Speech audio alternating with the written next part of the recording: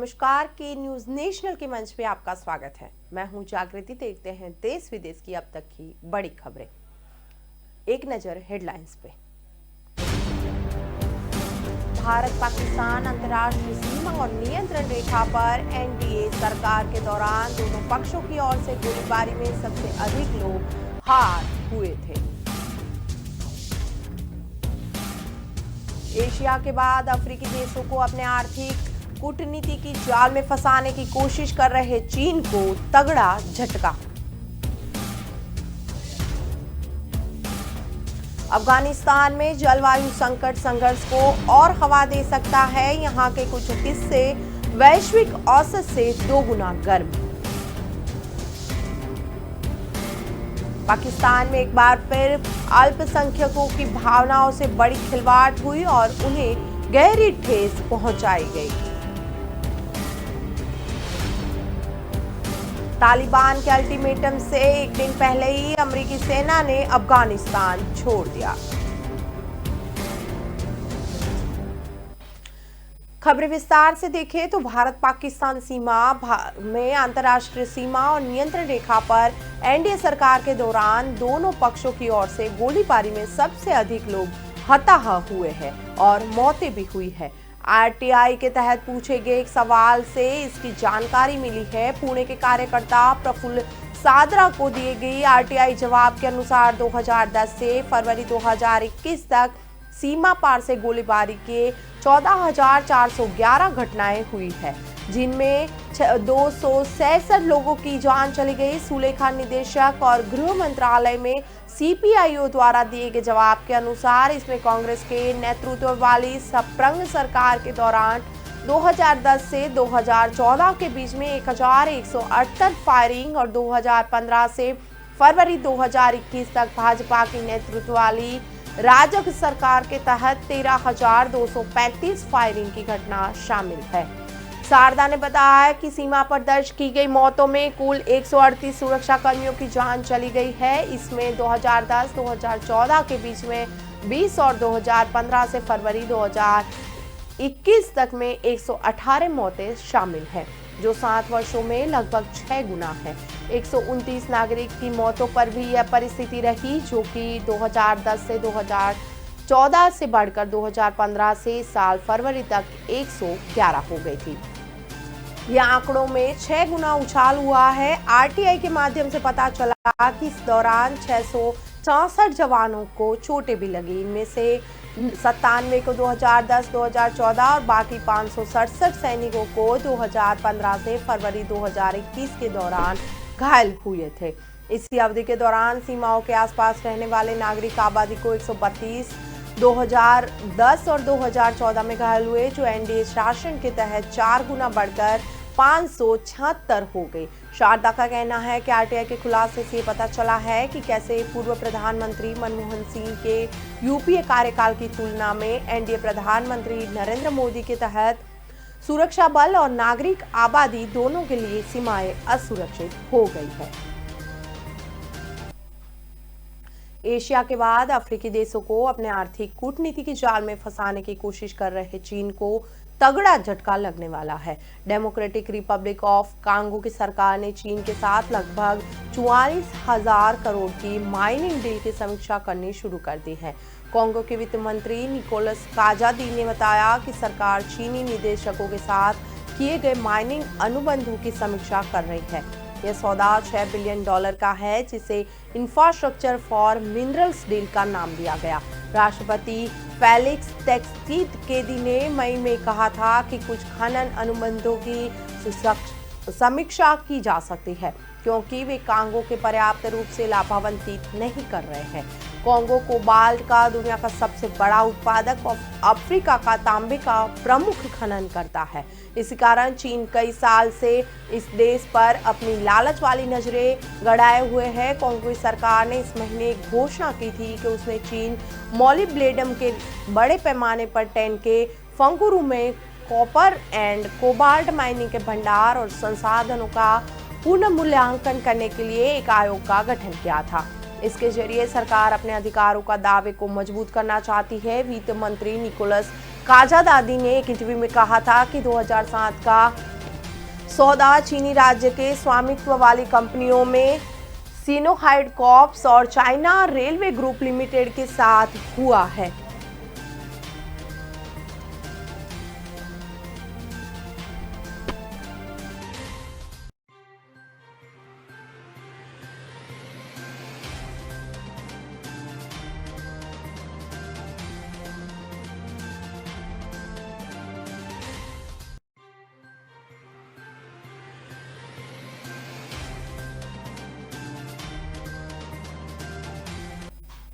अफगानिस्तान में जलवायु संकट संघर्ष को और हवा दे सकता है।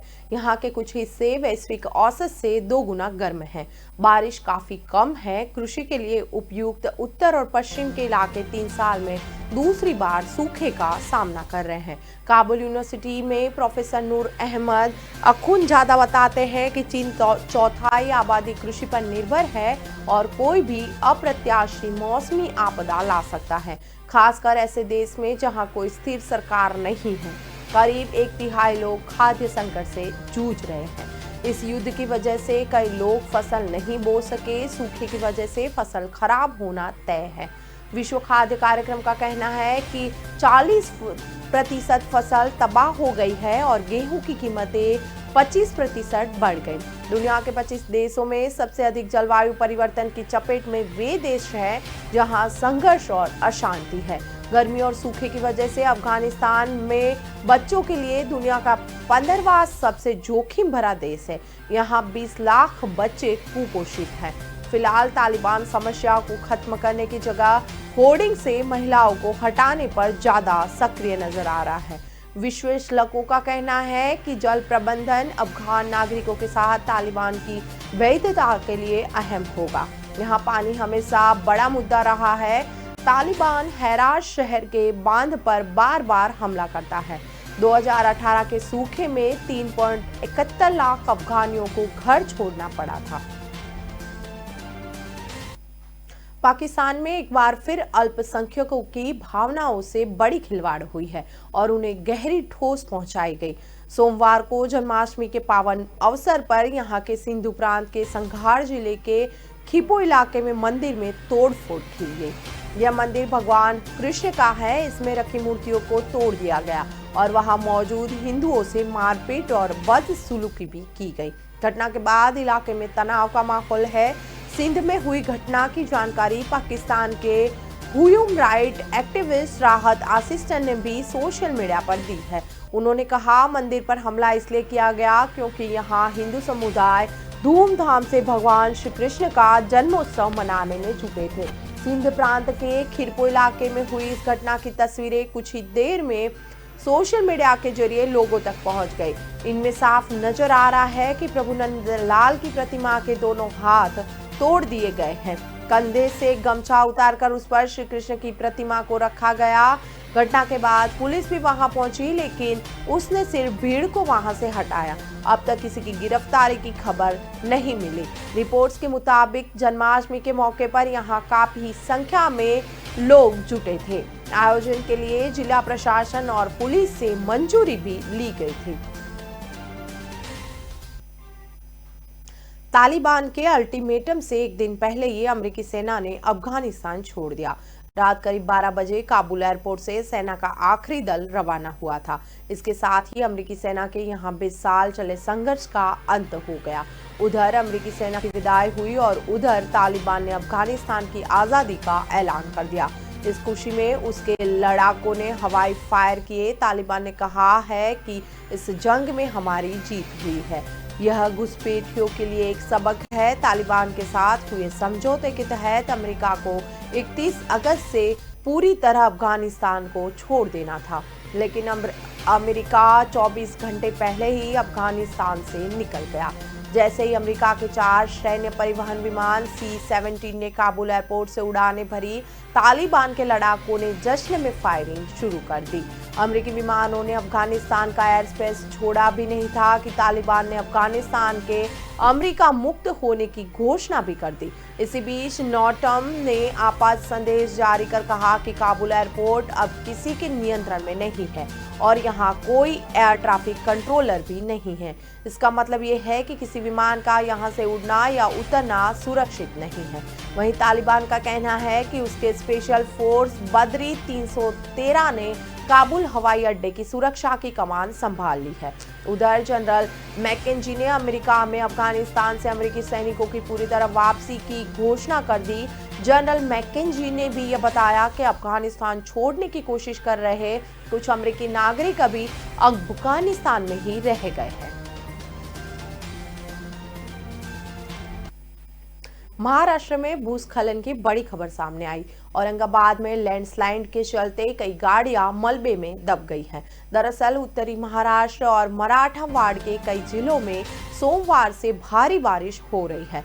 मूसलाधार बारिश में कई नदियों में पानी भर गया, जबकि बस्तियों और दुकानों में पानी भरने की खबरें सामने आ रही है। औरंगाबाद जिले के कन्नड़ घाट में पहाड़ से चट्टानें टूटकर गिरने से मुश्किलें बढ़ गई है। देश भर के कई राज्यों में मॉनसून अपने अंतिम पड़ाव में पहुंच चुका है। वहीं वजह है कि कई इलाकों में झमाझम बारिश का दौर जारी है। महाराष्ट्र में भी मॉनसून काफी मेहरबान नजर आती दिखी। कई क्षेत्रों में भारी बारिश जारी है। इसी बीच औरंगाबाद में भारी बारिश के बाद भूस्खलन की घटना सामने आई। लैंडस्लाइडिंग में कई वाहनों के दबे होने की भी खबरें हैं। गनीमत यह रही कि अब तक किसी के हताहत होने की सूचना नहीं है। भूस्खलन के कारण धुले औरंगाबाद सोलापुर राजमार्ग को यातायात के लिए बंद कर दिया गया है। कन्नड़ घाट में मूसलाधार बारिश से भूस्खलन हुआ। चट्टानें टूटकर गिरने से हाईवे पर जाम की स्थिति बन गई थी। यह भी देखा जा रहा है कि कई वाहन मलबे के नीचे फंसे हुए हैं। पुलिस की एक टीम मौके पर पहुंच गई, जहां रेस्क्यू ऑपरेशन का काम चालू है। प्रशासन ने तितूर और डोंगारी नदियों के किनारे रहने वाले लोगों को चेतावनी भी जारी की है। 40 गांव शहर के विभिन्न हिस्सों में बाढ़ का पानी भर गया था, जिससे भारी नुकसान हुआ है। मशहूर पीर मूसा कादरी बाबा की दरगाह में भी पानी घुसा था। चीन ने स्कूल प्रणाली के लिए व्यापक शिक्षा सुधार लागू किए। इसके तहत 6 और 7 साल के बच्चों के लिए लिखित परीक्षा पर पाबंदी लगा दी गई। इसका मकसद बच्चों और अभिभावकों पर दबाव कम करना है। माना जा रहा है कि इससे पेरेंट्स को अधिक बच्चे पैदा करने के लिए वक्त मिलेगा। सोमवार को जारी किए नए निर्देशों में कहा गया, बार बार होने वाली परीक्षाएं जिसकी वजह से छात्रों पर बहुत अधिक बोझ पड़ता है, इसे शिक्षा मंत्रालय ने हटा दिया है। मंत्रालय का कहना है कि कम उम्र से ही स्टूडेंट्स पर दबाव उनकी मानसिक और शारीरिक सेहत को नुकसान पहुंचाता है। इसी के अलावा जूनियर हाई स्कूल तक होने वाली परीक्षाओं को भी सीमित कर दिया गया। ये उपाय चीन के शिक्षा क्षेत्र के व्यापक सरकारी सुधारों का हिस्सा बना। इससे पहले जुलाई के अंत में चीन ने सभी प्राइवेट ट्यूटरिंग फर्मों पर रोक लगाती थी। इससे 7.32 लाख करोड़ रुपए कोचिंग इंडस्ट्री भी प्रभावित हुई। उसका उद्देश्य चीन की शिक्षा असमानता को कम करना था, जहां कुछ मध्यम वर्ग के माता पिता स्वेच्छा से अपने बच्चों को शीर्ष स्कूलों में लाने के लिए निजी शिक्षण पर प्रतिवर्ष 11.27 लाख रुपए या उससे अधिक की राशि खर्च करते हैं। दरअसल इन सुधार कार्यक्रमों की चीन की अधिक बच्चों वाली जनसंख्या नीति से जोड़कर भी देखा जा रहा है। दशकों में सबसे धीमी जनसंख्या वृद्धि के साथ चीनी अधिकारियों ने इस साल की शुरुआत में 2 बच्चों की जन्म सीमा हटा दी। अधिक बच्चे पैदा करने के लिए इस तरह के प्रोत्साहन बढ़ाने जरूरी थे। टोक्यो पैरालंपिक खेलों में आज 7वां दिन बीते दिन भारत ने 2 गोल्ड मेडल सहित 5 मेडल अपने नाम किए। आज के दिन की शुरुआत भी शानदार देखने को मिली। 10 मीटर एयर पिस्टल SH1 के फाइनल में 39 वर्षीय सिंहराज उधाना ने भारत के लिए ब्रॉन्ज मेडल जीता। उधाना 216.8 के स्कोर के साथ तीसरे स्थान पर रहे। 237.9 अंकों के साथ चीन के यांग चाओ गोल्ड जीतने में सफल रहे, जबकि चीन के ही होंगजिंग के खाते सिल्वर मेडल आया। हालांकि एलिमिनेशन राउंड में मनीष ने सभी को निराश किया था और 135.8 अंक के साथ वो बाहर हो गए। 18 वर्षीय मनीष नरवाल ने क्वालिफिकेशन में शीर्ष स्थान हासिल किया था, लेकिन फाइनल में धीमी शुरुआत से उबर नहीं सका और उन्होंने 7वें स्थान पर रहे थे। टोक्यो पैरालंपिक खेलों में भारत की मेडल संख्या अब कुल 8 हो गई, जिसमें 2 गोल्ड, 4 सिल्वर और 2 ब्रॉन्ज शामिल है। 7वें दिन की शुरुआत में महिलाओं की 10 मीटर एयर पिस्टल SH1 में रूबीना फ्रांसिस फाइनल में जगह बनाई। क्वालिफिकेशन राउंड में रूबीना ने शानदार खेल दिखाया था और 560 अंकों के साथ 7वें स्थान पर P2 महिला 10 मीटर एयर पिस्टल HH1 के फाइनल में जगह बनाई। महिलाओं के 10 मीटर एयर पिस्टल फाइनल में रूबीना से अच्छे प्रदर्शन की उम्मीद थी, लेकिन फाइनल में उन्होंने निराश किया। फाइनल के पहले एलिमिनेशन राउंड में रूबीना 110.5 के स्कोर के साथ छठे स्थान पर रही। इसके बाद दूसरे राउंड का स्कोर 128.5 रहा। उनको 7वें स्थान से संतोष मानना पड़ा।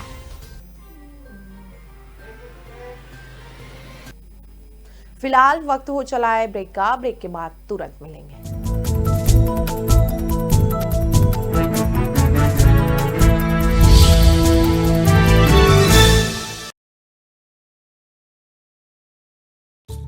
चाय तैयार है।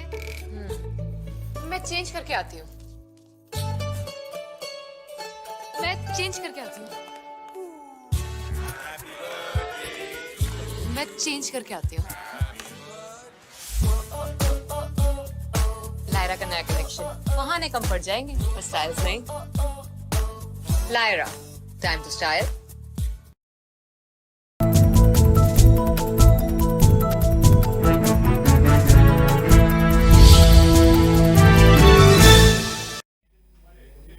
ब्रेक के बाद एक बार फिर के न्यूज नेशनल के मंच पे आपका स्वागत है।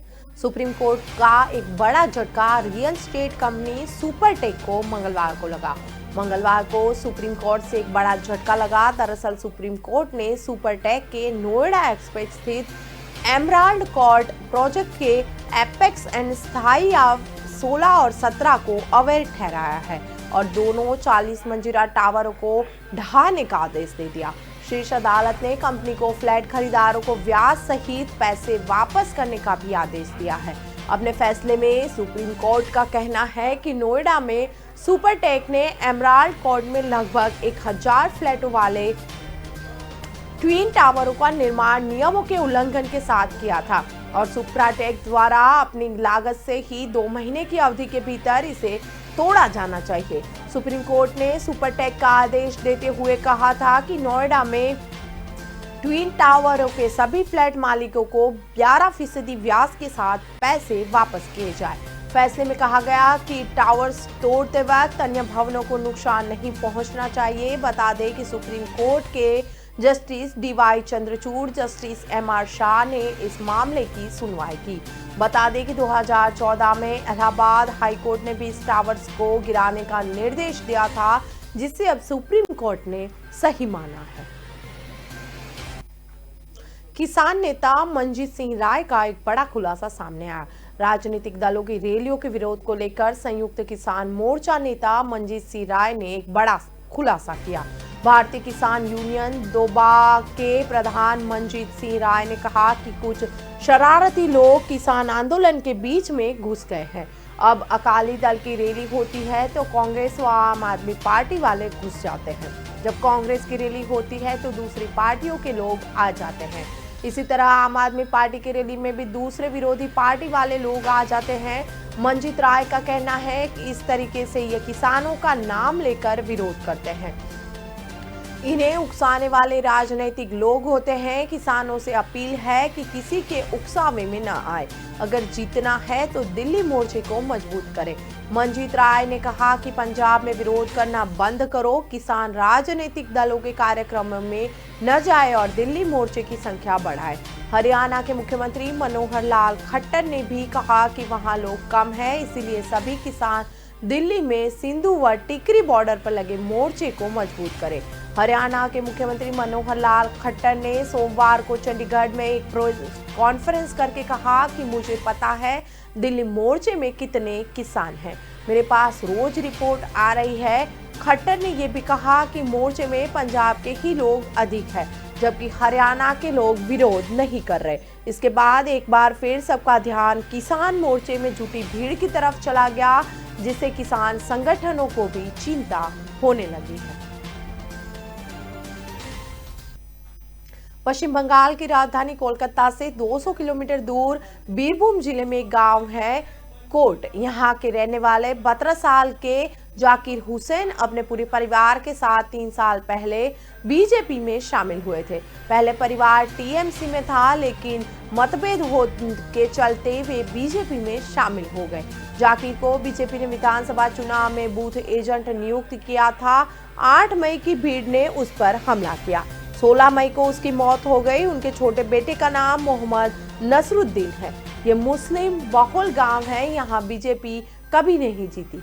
पहले सभी वोट टीएमसी को मिलते थे, लेकिन बीते 5 सालों में बीजेपी ने अपनी पकड़ इस गांव में मजबूत की। कुछ परिवार अब बीजेपी समर्थक हो चुके हैं। इन्हीं में जाकिर हुसैन का परिवार भी आता है। जाकिर के घर का पता पूछते हुए शनिवार को एक रिपोर्टर पहुंचे थे। वहां पहुंचने पर बात हुई तो उन्होंने मीडिया को बताया कि उसे हूबहू इस शब्दों में हम आपको बताते हैं कि उन्होंने मीडिया के साथ में क्या बात की थी। मैं और मेरा परिवार पिछले 3 साल से बीजेपी से जुड़े हैं। हमारे मोहल्ले में करीब 800 वोट है। विधानसभा चुनाव में मेरे पिता जाकिर हुसैन बूथ एजेंट थे। 2 मई को नतीजे जानने के बाद हमारे घर पर तोड़फोड़ की गई। गांव से 4 से 5 किलोमीटर दूर कामरा घाट एरिया है, जहां मेरी हार्डवेयर की दुकान है। 3 मई को मेरी दुकान पर पत्थर फेंके गए थे। 8 मई को मेरे पिताजी कामरा घाट गए। जब वे लौट कर आ रहे थे तब उन पर टीएमसी से जुटे 40 से 50 लोगों ने रास्ते में ही हमला किया था। लाठी और रॉड से उन्हें मारा गया था और हाथ पैर तोड़ दिए गए। सीने की हड्डियां भी तोड़ दी गई थी। काबुल एयरपोर्ट से आखिरी अमेरिकी सैनिक की वापसी के बाद अफगानिस्तान में करीब 20 साल से चली आ रही महाजंग का खात्मा हो गया। तालिबान और अमेरिका के बीच इस लड़ाई में अमेरिका को सबसे शर्मनाक हार का स्वाद चखना पड़ा है। तालिबान का दावा है कि उसे इस जंग में जीत हासिल हुई, लेकिन हकीकत कुछ और ही है। अमेरिका के इस सबसे लंबे समय तक चले युद्ध से जिसे जीत हासिल हुई है वह है चीनी ड्रैगन। आइए समझाते हैं कि अफगानिस्तान के इस युद्ध का असली विजेता चीन कैसे है। विशेषज्ञों का कहना है कि अमेरिकी सेना अपने आखिर अफगान गढ़ काबुल एयरपोर्ट से चली गई, लेकिन 9/11 हमले के बाद आतंकवाद के खिलाफ 20 साल तक चली इस महाजंग का असली विजेता चीन रहा। उनका कहना है कि इस जंग में अमेरिका ने सैन्य अभियानों पर $1 ट्रिलियन खर्च किया। इसके अलावा लोन एवं अन्य खर्चों का मिला दिया जाए तो अमेरिका ने कुल $2.26 ट्रिलियन अफगानिस्तान में खर्च किए। ये सभी आंकड़े ब्राउन यूनिवर्सिटी की ओर से जारी किए गए हैं। इसके अलावा इराक में अमेरिका ने करीब $2 ट्रिलियन सद्दाम हुसैन की सत्ता खत्म करने में खर्च कर दिए थे। आतंकवाद के खिलाफ इस लड़ाई में अब तक अमेरिका के करीब 7,000 सैनिक और 8,000 अमेरिकी सैन्य कॉन्ट्रैक्टर मारे गए हैं। इस तरह से अमेरिका ने पिछले 20 सालों में आतंकवाद के खिलाफ की इस लड़ाई में $6.4 ट्रिलियन का खर्च किया है। इनमें से ज्यादातर पैसा लोन के जरिए आया था, जिससे आने वाले अमेरिकी बजट में इसको चुकाने का दबाव बना रहेगा।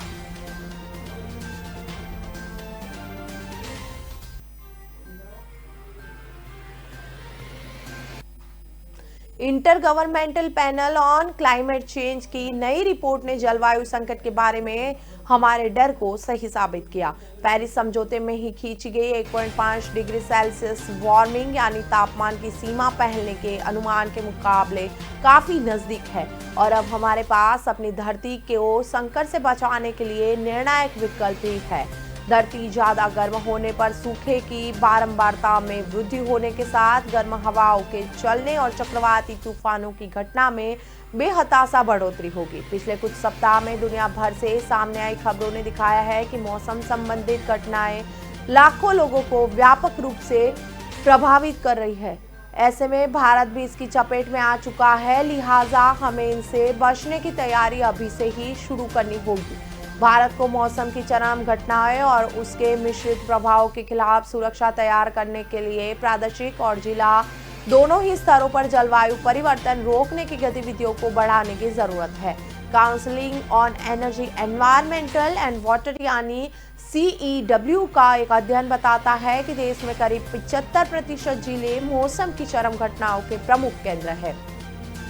बीते 50 वर्षों में बाढ़ को भयावहता 8 गुना बढ़ गई। इसी दौरान भूस्खलन, भारी बारिश, आंधी तूफान और बादल फटने जैसी घटनाएं 20 गुना बढ़ गई।